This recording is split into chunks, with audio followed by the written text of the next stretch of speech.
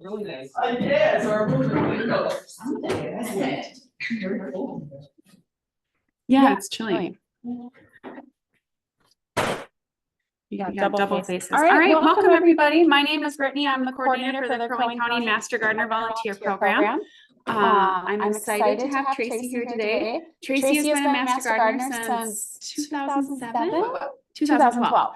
And she's taught youth, she's taught adults, and she is a flower arranger, she's a vegetable grower, and she's really dialed in on doing a lot of presenting in the past couple years. So we're excited to have her here today talking about garden to table. So take it away, Tracey.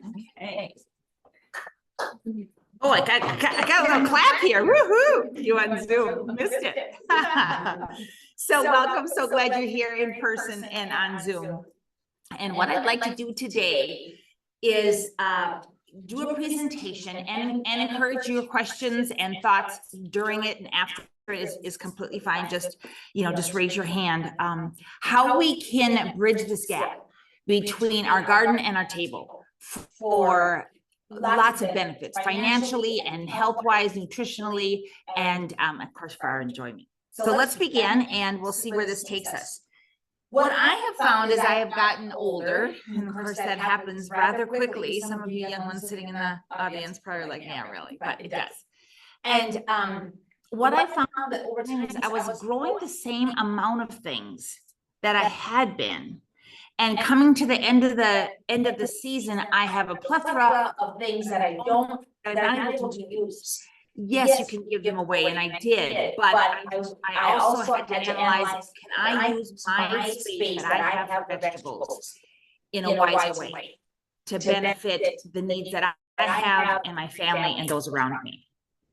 I wanted to grow more things, more variety of things that I was purchasing from the grocery store or the farmer's market, that even though our growing season is short, I could grow here.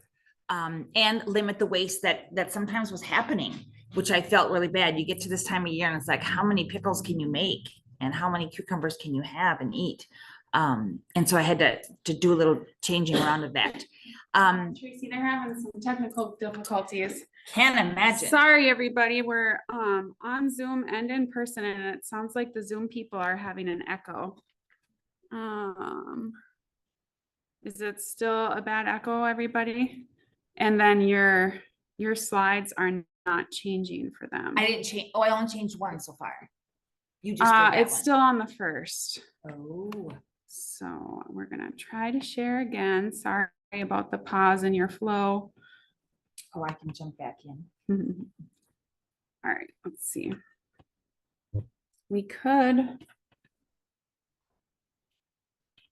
might have to unplug. We'll see here. Figure out we also, for those live, we try to record these teachings so people can access them when they're available to do that. And so we try to make it as beneficial for them as we can. And so that's why Brittany's also taking a minute here to maybe adjust this. Changing over here. Oh, is now it? It is. Okay. Just is kind of. It's a little different view. Peakier view there, but. Is it? Are you guys okay with that look? If it's okay here? I wonder why that is. Because it wasn't like that before, was it? It was not. Oh, okay. Maybe the cord's a little. Maybe that's what it is. And then I don't know, Tracey, because it's down arrow again and just see if this moves here. Yep. Okay. I mean, we have the view on the side, but I think that's what we had. That's what we had to do last time. Okay. We're good. Okay. All right. Should I just continue on for those on here? I hadn't touched anything yet. There. Oh, there. Oh. You might have to stand there. There. I'll press very lightly when I advance the.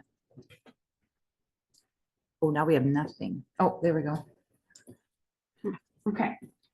So I have some photos in here of my garden and some of other things. I just want to show you, this was last year or 2 years ago, my tomatoes, August 25th. I took the picture initially because they still look so healthy. They don't have blight. I start my tomatoes from seed. As you can see, I have nice space in between them for the airflow. I trim them up and let them know that I'm the boss and not them. However, look how many tomato plants there are. And it's just my husband and I. You can only eat so many jars of salsa, or you should only eat so many jars of salsa with chips over the winter. And pasta sauce and canned tomatoes and all those kinds of things. And so even just taking that picture had me re-examine and go, okay, I could be planting some other things in that space as well. Still grow tomatoes, but let's share the space a little bit more. Okay. So the first question I've asked already, or do you get not only too much of a certain vegetable, but are you getting tired of some? And the reason I say that is when it gets to be middle of June, July, and August, and you're harvesting things, are you excited to go pick it? Or is it like, oh, more beans? Well, if you have frozen or eaten fresh, the amount of beans that you want, and you still have a lot, don't plant so many. Put something else in that next row instead. And this is for us to help encourage you to examine that. Okay. Do you look at it mostly just work towards the end of the season or excitement? And the same kind of excitement that you maybe show when you go into a farmer's market and you get to just pick it and pay for it. I want you to think that in your garden as well. How can you help yourself eat healthier throughout the whole summer from your yard or from your deck or whatever, if you're planting a lot of these things in pots? And do you need fresh ideas? Because I'm here to give you some. So there's lots of benefits, of course, to growing your own. One of the things that I didn't put on here, which I should add, is just physically, just the activity of planting it in the spring or even the winter, just using your brain and mind that way. Physically being out there and being active and moving and doing those kinds of things is so good for us. More nutritional value. And the reason I say that is because when you eat something raw that is fresh, and by that I mean within the last 24 hours, it has much more nutritional value than something you've purchased from the store that came from the grower across the country a week ago. So it not only has more nutritional value, you can grow lots of varieties. You can grow tomatoes and peppers and cucumbers that no one else offers and that you really love. And of course the flavor. Someone was saying they had gotten a carrot at a farmer's market. It's like candy. I mean, it doesn't compare to a bag of carrots you buy in the grocery store. So the flavor as well can just grab you and cause you to eat more of that. So I want to close the gap between what we get from the grocery store, what you can grow. Don't grow what you normally don't eat. I know that sounds very basic and duh. However, I used to grow kohlrabi. I eat tons of vegetables. I do not like kohlrabi. Why was I growing kohlrabi? Because you go and you clickety-clack to get your seeds, or you go wherever you're going to get your seeds and you grab these packages and you get kohlrabi. Or whatever it is that you're growing. I want you to shop differently, but in order to do that, you really have to make a plan. So if you don't have a gardening journal, I would highly recommend it. It's really fun to look back over. Some of the things I look at that I grew 10 or 15 or 20 years ago, and the little design that I had in my garden, I'm like, oh my goodness, I grew that. Oh yeah. Oh, I need to do that one again. Oh, that's why I stopped doing that one. And it's a good way to reflect back. So plant seeds and plants that you love, and then think about how you are going to use what you're possibly going to plant. Don't decide yet until you're going to look and analyze, am I going to eat all of the kale fresh, or am I going to freeze some for soup or for smoothies? If you're only going to eat it fresh, don't plant as much kale. If maybe you're going to challenge yourself to preserve it more, then yes, plant more. But analyze how you're going to use those vegetables, or those that you're going to store, especially those late in the season ones, the carrots that you can just do cold storage, the winter squash. some of those, the potatoes, the onions, the garlic, those kinds of things that, yeah, boy, come November, December, January, February, March, I buy a lot of onions and garlic and potatoes from the store. I was realizing I was doing that. I'm like, why in the world am I not growing some of those things myself and storing them and not having to purchase them? Finally gotten to the point where I haven't bought garlic from the grocery store in a number of years. We don't eat as many potatoes probably as my husband would like to, but I would say that we probably only start buying potatoes after the winter. Squash I don't buy anymore. Onions took us, and I shared those with my kids. I think onions took us through until the beginning of summer. Just as I'm getting better at doing that and planning that. And it's such a good feeling to just be able to walk past those things in the grocery store and spend my money, elsewhere. And then I'm going to share some recipes with you guys today. Okay. Any question? And now I'm not advancing. Let me just do it this way and see if that'll help. It advanced? Okay. Did it skip one? It might have. Oh, No. Okay. So I want you to think about cool crops and warm crops. Cool crops are the crops that you're going to start early in the spring. Some by seed and some by plants that you purchased or you started in the house. Of course, your greens, all the different spinaches and lettuce and those kinds of things, radishes, peas, broccoli, cabbage, onions, all that stuff can start in the late spring. Perennials like asparagus and rhubarb and chives and the garlic that you planted in the fall and the horseradish, all those things are cool crops. And I want to encourage you. There we go. I plant my spinaches and my greens and my radishes in raised beds at the beginning of April, and my peas, because raised beds warm up quicker than the soil in the ground. So I have both, and this is what I do. And I just use this is wild rice hulls, and I just plant in between there. I like that because I don't have to wash anything. I can just go ahead and pick it. And I try by the first week of May to have my own greens and radishes that I'm not purchasing any. And it's really fun after the winter to just go out there and plant. And of course, much healthier. Here's my peas that first week of May, and I'm eating them by the middle of May. So, and of course they taste better because they're a cool crop. They want it cool like that.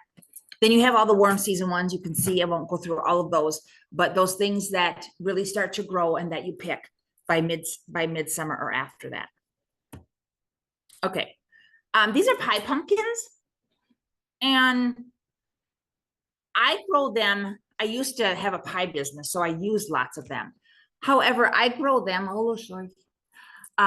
because I was finding that I was buying some pie pumpkins in the grocery store, which are what, $3-4 a piece, and they're little, and cooking them and freezing them, because not just I just make pie, I made pumpkin bread and pumpkin bars, things like that, and they freeze really, really well, or they store well. And so I was like, okay, wait, I don't need to grow a ton of them, but I can grow enough that I don't have to purchase any, and I can make those things at home. Okay, so think about when you're planning your garden and when you are gardening, that you're really wearing two hats. You're the gardener, you're planting and tending it, but you're also the cook. You're harvesting and preparing whatever it is that you're growing. So you're really wearing two hats, unless you have someone else in your house that is willing to do the other. But generally speaking, you're doing both. Okay. When you're harvesting, these are the benefits of it, because you are picking when they are at their peak ripeness. Okay. They have more vitamins, they're more flavor. However, there's always the other side of things. They're more apt to bruise. They have a shorter shelf life.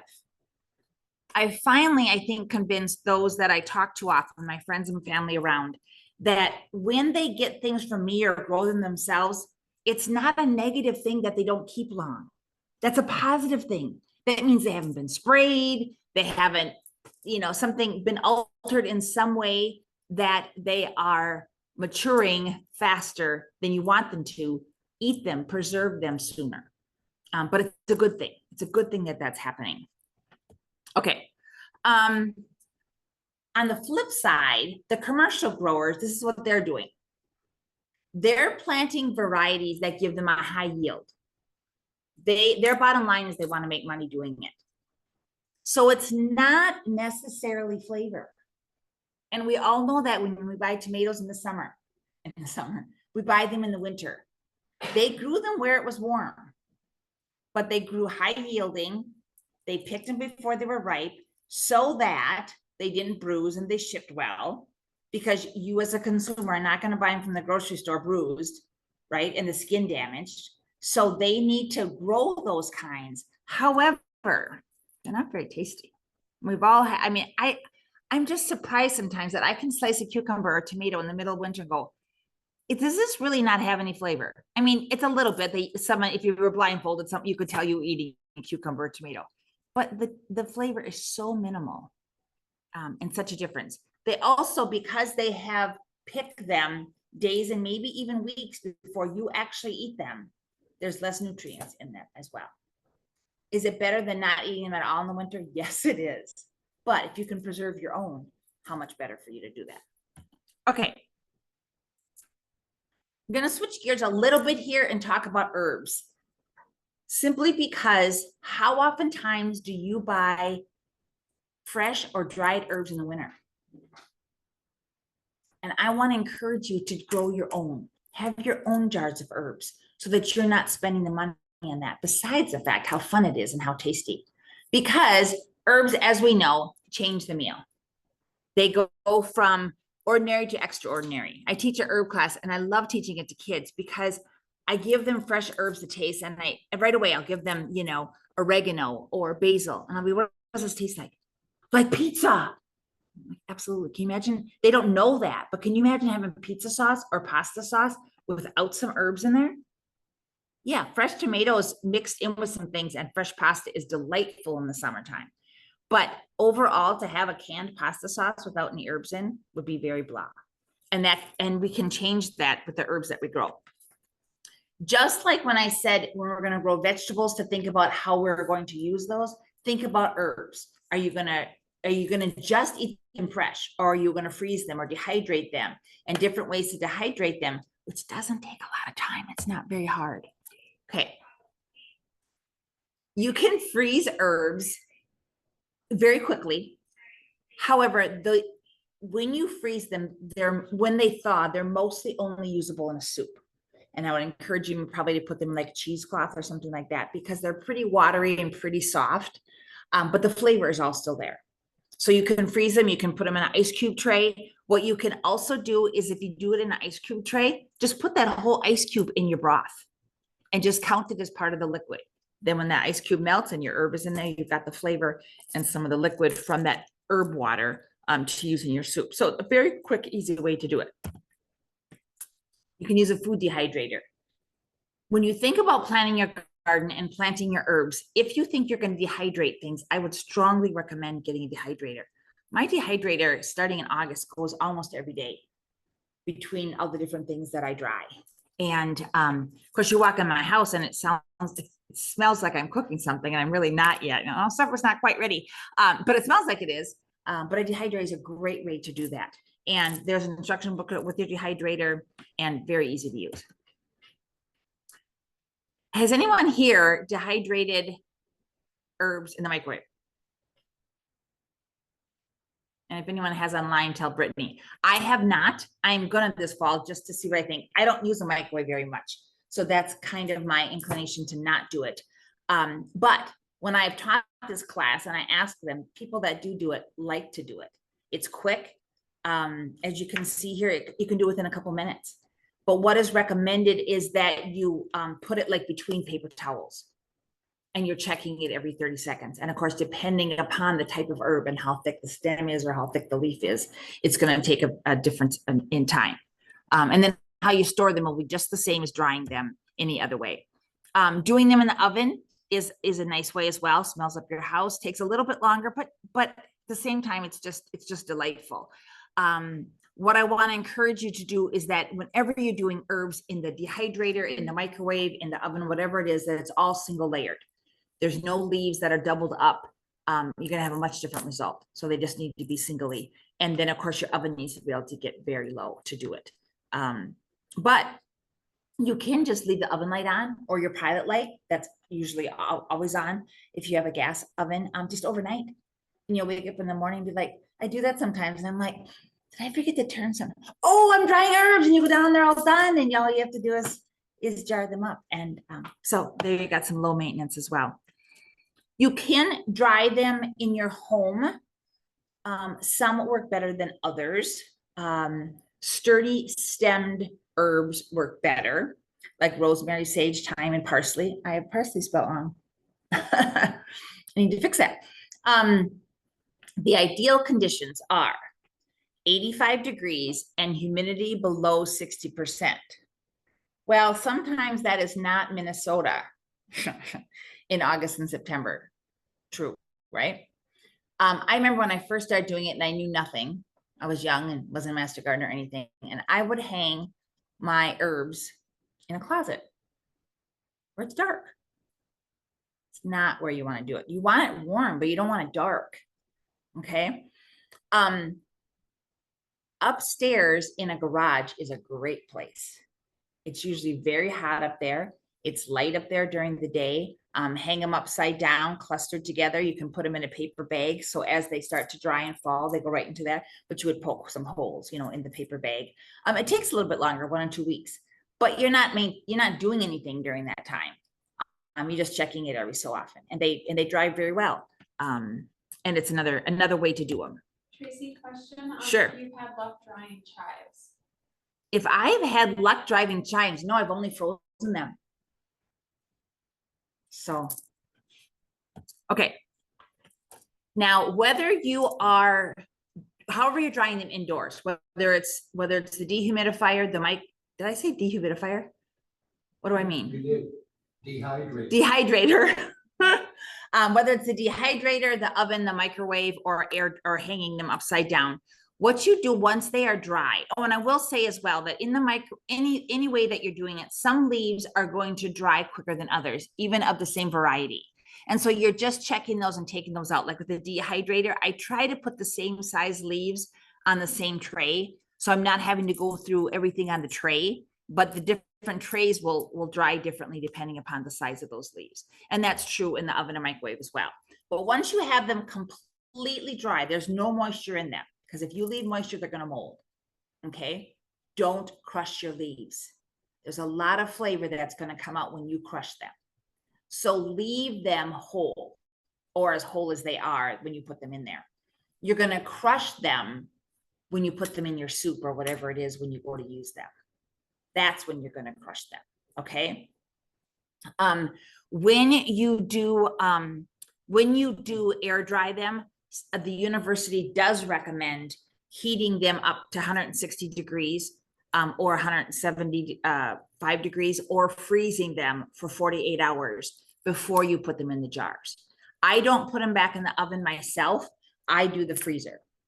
And I just put a little reminder on my phone, because otherwise I've gone back a week later and go, oh, here's these herbs I never put in the jar, which is fine. But it's nice to just get that part done. So then I do freeze them in one of my freezers that's really cold for the 48 hours, and then put them in the jars. Okay. I put them in jars as opposed to anything plastic. That has worked best for me. They have to be completely dry, store in a cool, dark place. If you put them in a cupboard, just put them towards the back of a cupboard. Don't forget about them. And maybe a cupboard that you're not opening as often. Maybe there's some appliances in there above the, far above the refrigerator, it's not getting warmer, or something where you're not opening that cupboard, often, or a pantry in the back or something like that.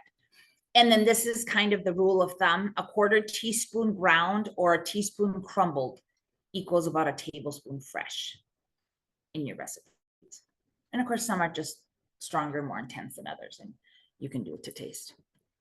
All right.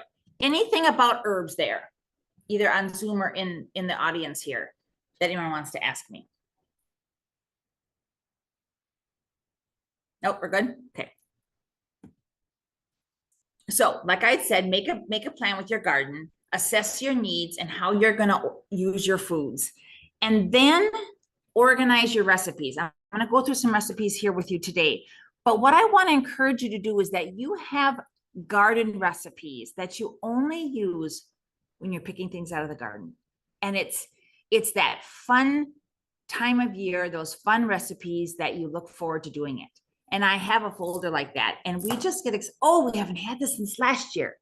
And some of those things that are saved just for harvesting from the garden. Numerous soups that I make. I have quite a few soups that I make that are just stuff from my garden.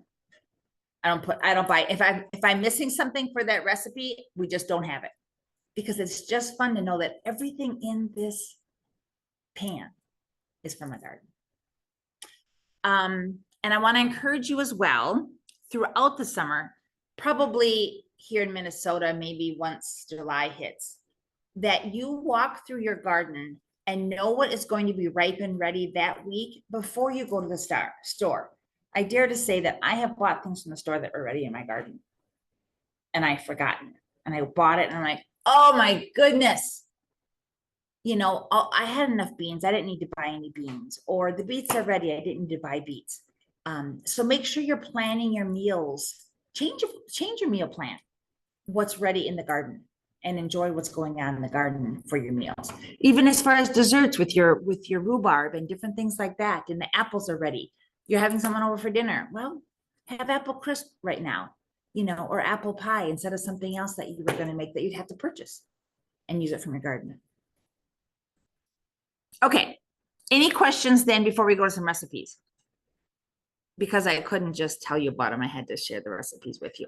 Some of these are, I just cook. I just had to give you. Does anyone pickle their onions? Do you? How long does it take you? You are exactly right. It literally takes a few minutes. They are so tasty, whether you put them on a hamburger, whether you put them in a fresh sandwich, whether you put them on a charcuterie board. And of course, fresh onions are great, but do it all year round. They're just amazing. And this is all you have to do is slice it, make a little, brine on top of the stove, pour it over. You could eat them within 30 minutes. But they keep for a couple weeks in your refrigerator, and they are delightful. Every time I put them on a charcuterie board, people say, what is this? I'm like, pickled onions. Oh, a cracker, cheese, and a pickled onion on the top. And some of us probably haven't eaten lunch, so it's probably not a good thing to go through this. However, maybe it is. Okay, does anyone pickled radishes? Same thing as the onions. Takes a few minutes. They are delightful. And a very fun way to use what you have. Sometimes I do have more radishes than we can eat. And this is a great way to just make a jar of them. And there again, put them on any kind of sandwich or on a charcuterie board and eat them. Okay. I think I have, okay, I'm going to show you a grain bowl picture before I go through it. Does anyone here make grain bowls? Oh, you guys, you must. It is a fabulous way to eat things from your garden. And to have, of course, when it's hot, to have a cold dinner, but also great lunch, great for people coming over. It's great for kids because they can put in their bowl what they like. But you can also encourage them to try something that you're giving them an option to use that they haven't had before. So let's go to the middle of the recipe here. You can decide any protein that you want. Whether if you are, a vegetarian, you don't have to use a regular meat. You could use a fish, you could use eggs, you can use some kind of bean, but it's great to have a protein in there. The grain can vary, and you can decide. I have different recipes, and I'm like, when I use this vegetable, I like quinoa with this better. And when I do these, I like wild rice with this better. And so you kind of decide, but also don't get into a rut, just change it up. Lots of different grains you can use: white and brown rice, wild rice, bulgur, barley, quinoa, all those kinds of things are great to use. Then go through your garden and use the vegetables that you have. whether you have the radishes chopped or pickled, the onions, tomatoes, carrots, vegetables, whatever it is, whatever vegetables you have, and make those grain bowls individually that people can enjoy, and the dressing of your choice. I'm going to include one of my favorite dressings here. I gave you the recipe for it. And then if you want to use a cheese, I recommend a cheese that crumbles. Those tend to go the best on this. Okay. Ratatouille, which always makes me think of that movie. What was it called? Was it called Ratatouille? I just think of that little mouse there. This is one of my garden soups that you can do entirely from your garden. And I think I have a picture here. Yes. So mine doesn't look like this when I started because I don't spiral my tomatoes quite that way. However, it is a layered soup. And this is exactly what you do. Just take your cast iron pot and just layer those veggies and put a lid on, turn it on. And within a short time, your house is going to smell delightful.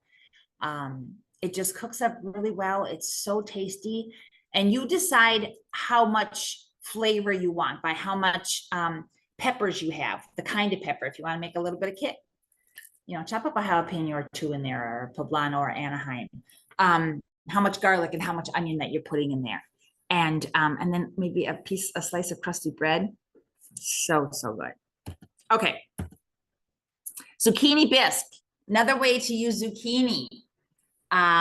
You can use an immersion blender or just kind of a mixer there. And here again, you're just putting everything in the pot and cooking it and zipping it up a little bit. I like coconut milk in it. You don't have to. I do drink regular milk, but in this particular recipe, I think coconut milk is really tasty. And another great way to use zucchini. And then the chopped mint, I put that on the top of everyone's. I think I have a bowl. I think I have a picture. Yep. Top of the bowl, or a little bit of time. Okay. Humia sounds like hummus, but it's not hummus. But it's a fun pasta dish to make with everything fresh from your garden. You will have to make a little pesto up ahead of time for this, although you don't have to. I made this last week and I had froze my last batch of pesto, and we had eaten a little bit that I had left. So I just did this all without pesto and just put more basil in it, and it was just so fresh and delightful. So there again, you're just using some tomatoes and onion and garlic and basil and putting it on some fresh pasta, and it's just delightful. Okay, anyone know how to say this, or have they eaten it? This is baba ganoush. I came across, ate this, a good friend who are missionaries to Italy, and she acquainted me with this recipe. When I was making it a month ago or something, my grandson, who's 9, he just randomly said to me, Amma, what's your favorite word to say? And I said, right away, I thought of baba ganoush. And I said, I have one in my mind. Tell me yours first. So he told me his, and I don't remember what it was, but it wasn't that fun to say. And I said, I have one. I said, baba ganoush. She goes, say that again. I said, baba ganoush. She goes, I said, you say it. He said, baba ganoush. That really is fun to say, Amma. I said, you want to know what it is? And he said, yeah. And so I told him. So he has told so many people, he just thinks it's such a fun word to say. But what it is I would say kind of like a spread. I wouldn't say a sauce, kind of like hummus is, but it's with eggplant. You do have to buy a jar of tahini for it. Tahini is soybean. No, sesame. So it does give it a nice flavor. But it freezes well. It's great on charcuterie boards. It's great for sandwiches. It's just delightful. And you just put it all in your food processor and zip it up. So, all right, here is one of my favorite dressings that I make because it's good on so many things. It's just a lemon vinaigrette. You have to use fresh lemons. You cannot, and please don't even tell me you buy lemon juice because it doesn't even compare to fresh lemons. What I would encourage you to do is use room temperature lemons and roll them. You're going to get the most juice out of them then. If you buy, most lemons that we buy from the grocery store are like rock hard when you get them, aren't they? So let them ripen up some. And then you can sweeten it with other kind of sweetener that you're comfortable with. And then you just put in twice as much of very good olive oil. And you're going to drizzle that olive oil in there as you're mixing it. So it emulsifies and doesn't separate so much when it's just sitting in your refrigerator. A little salt and pepper, and it is delightful. My grandsons will just make a big old bowl of greens, and they'll say, "Oh, did you bring your dressing?" And so we just put that on. We'll watch a movie and eat greens with lemon vinaigrette as opposed to something you shouldn't eat when you're watching a movie. But it's great as well on some of those grain bowls. And it's fresh and delightful, and it, can be used all year round. Obviously, we don't grow lemons in this area, but it's a great way to use something fresh for different things. I had taught this class in Crosby not too long ago, and it was somebody I knew, and she texted me and she said, "Trace, I made you lemon vinaigrette last night. We are hooked." She goes, "We'll eat salads all the time now." Okay, we all have a plethora of zucchini, although this year I didn't for the first time. All my plants died with our weird spring except one zucchini plant. And I had to move it because then where they died, I put something else. And so it wasn't getting enough sun. So I've actually had to buy some zucchini this August and September, which is very weird. But nonetheless, I didn't realize how much I missed it. So I'll make sure and watch those plants next year. But as opposed to just, I want to encourage you to not use zucchini just for sweets. The zucchini bisque is a great way, sliced with olive oil and onions and things like that on the grill, or roasting them in the oven are a great way. Stuffing them. Some of you make zoodles with zucchini. It's a great option instead of pasta.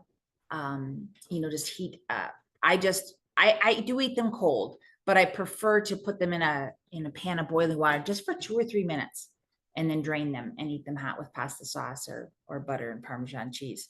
Of course, you can make frittata with them with good eggs, and that's delightful with some fresh salsa on the top. And then, of course, your sweets that you can do as well. Anyone else use zucchini for something that's not on this list? I think that's a fun way to use a vegetable. All right.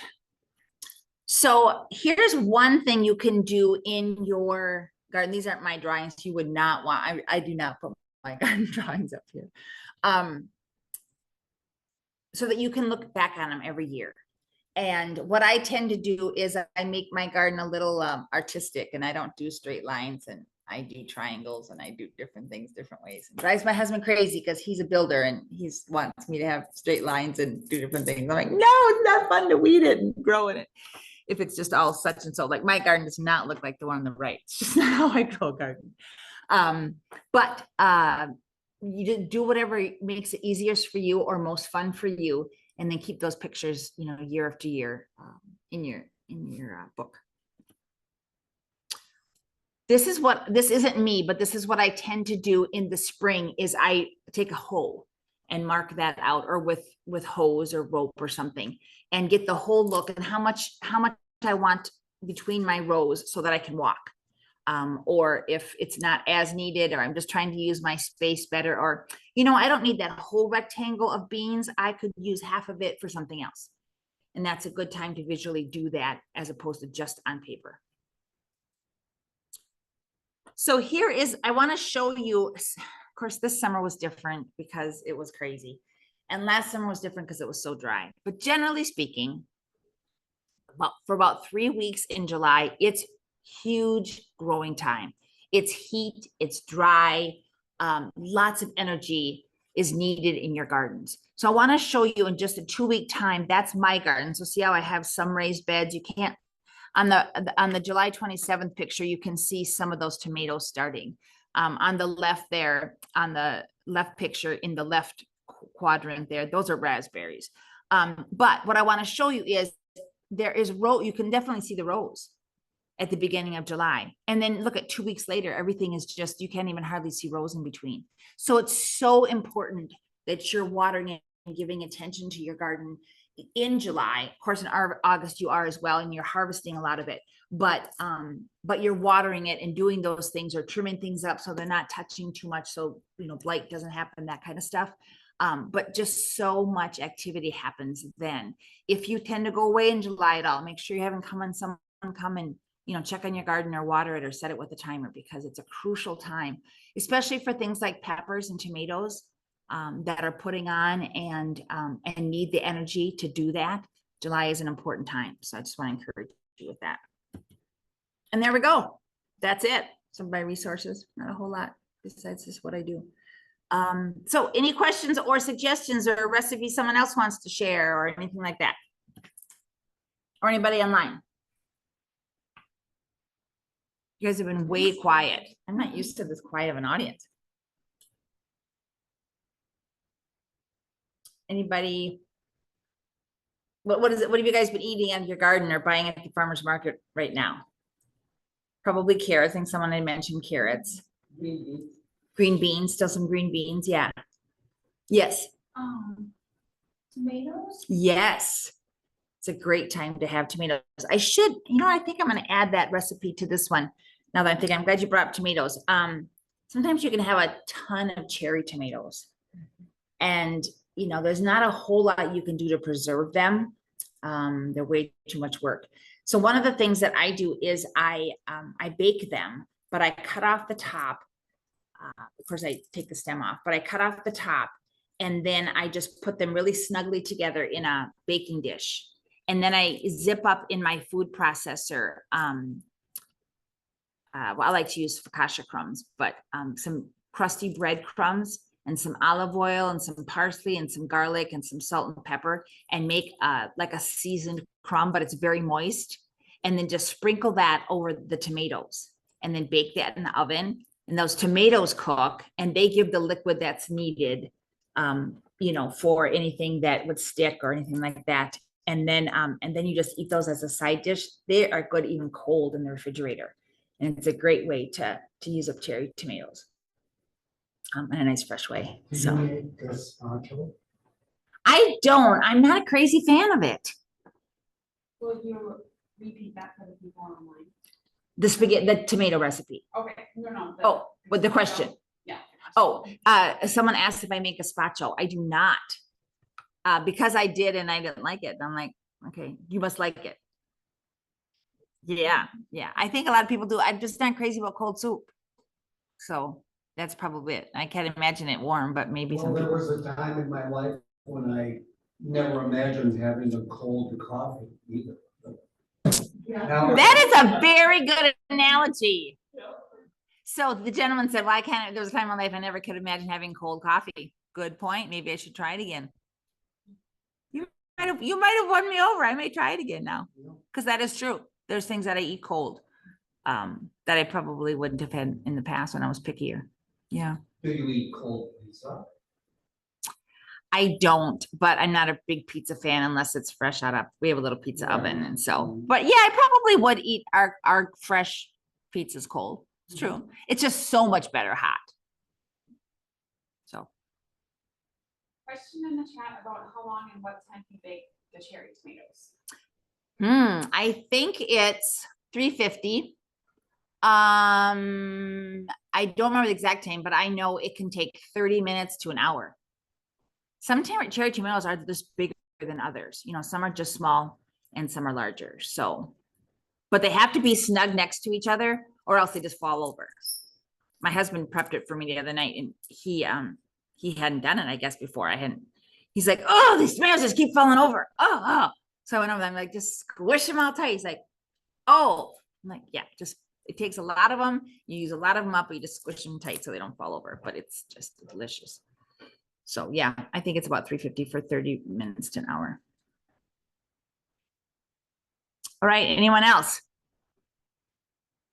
What else you been eating? What have you about? You like kohlrabi, don't you, Brittany? I think we've had this discussion. Yeah. How do you cook or eat your kohlrabi? Just fresh. Do you slice it thin? What do you do? Just chop it up and put some salt on it. Even like a carrot. Well, Brittany said she just slices it, chops it up and uses salt and pepper. I suppose I could try that too. I brought it to the kids at youth gardening and I sold a couple of them. Did you? Well, I may have to do that. Does it have a lot of nutritional value? Okay. Could check it out, I guess. What does kohlrabi taste like? Someone asked. Well, you don't like it. What do you think it tastes like? Well, I haven't had it, to be honest with you, in many years. But as I've gotten older, I think your taste buds change, or you're willing to, hopefully we're all willing to try more things. Or things can just be more interesting than they used to be. Like, I think maybe I'll try making gazpacho. So I haven't had kohlrabi for a long time. It has a little bit of a spicy flavor. I was gonna say a little, kind of like a radish I think it's Or like a bitter. rutabaga? or like a rutabaga. What did you I say? think it's bitter. Maybe that's what I've had. And maybe just haven't grown a good variety. Is yours ever bitter? I don't think of it as bitter. Okay. Although I love bitter greens now, when I never used to. Yeah. Is it good in soup? Is kohlrabi good in soup? No, I don't. I just eat it fresh and cold. Maybe some people do. Do you ever roast it with other I veggies? think the texture would be weird. Okay. Mm. Okay. Grandma used to make it, like cutting it, making it whole in slices, Mhm. dredging it, and then coating it in breadcrumbs. And frying it. kind of like you would zucchini or green tomato or something. Yeah, and then they would be like fried. Yes. Do you remember eating them? Yeah, they were good. They were very good. And I was did it. Right. Fried kohlrabi. That's an idea. Yeah, good for you. All right, anybody else? There was, green peppers growing as stews, Do green peppers, pardon me, what? growing as stews. Hawaiian stew. Yeah. Oh, yes. I use a lot of green peppers and that kind of thing. Yeah, absolutely. And I will say, for those of you who have grown green peppers, or any kind of, like, I prefer poblano and Anaheim peppers over green pepper. As I've gotten older, green peppers can make you burp, and I don't particularly like that. Poblanos and Anaheims, and every time I say this, I think I gotta look it up to see what isn't in a poblano Anaheim, but you never burp from a poblano Anaheim. They do vary in their hotness. I would say the most hot they ever are is maybe half of a jalapeno heatness. So they're not hot in that way at all. I just cut into one. What was I making? I was making salsa the other day, and I used them instead of green peppers in my salsa, and then jalapenos. And they were just very crunchy, and these particular ones weren't hardly hot at all. I mean, there was just a little tiny bit, just that to show that it was in my mind that it wasn't even a green pepper. But there is a crucial watering time when you're growing like poblanos and Anaheims, though not peppers that just are going to be hot no matter what, but some of those middle of the road ones.